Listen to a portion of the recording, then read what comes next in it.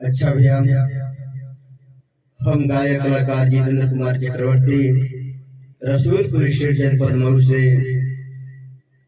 एक छोटे गीत आपके बीच में भेज रहल बानी।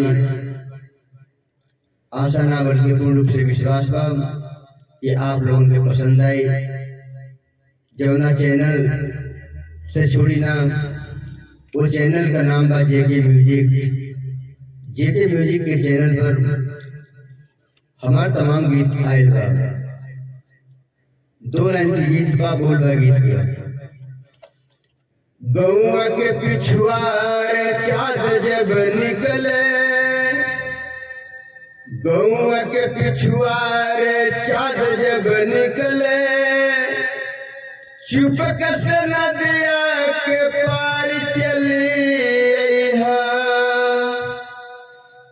गौआ के पिछुआरे चाँद जब निकले, चुपक से नदिया के पार चली।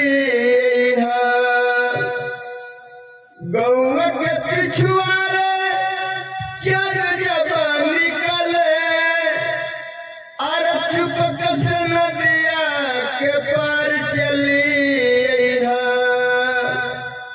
नदिया में नदिया में नदिया में नदिया में नदिया में पानी भरल जब होई, नदिया में पानी भरल जब होई, नैया पे होई के सवार चली।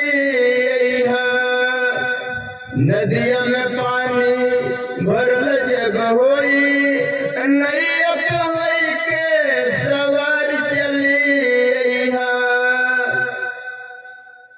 अगली दुआरिया, अरे अगली दुआरिया, अरे अगली दुआरिया, अगली दुआरिया में ताला लगल होई, अगली दुआरिया में ताला लगल होई, खोल के पिछली दुआर चली। अगली दुआरिया में ताला लगल होई, खोल के पिछली दुआर चली।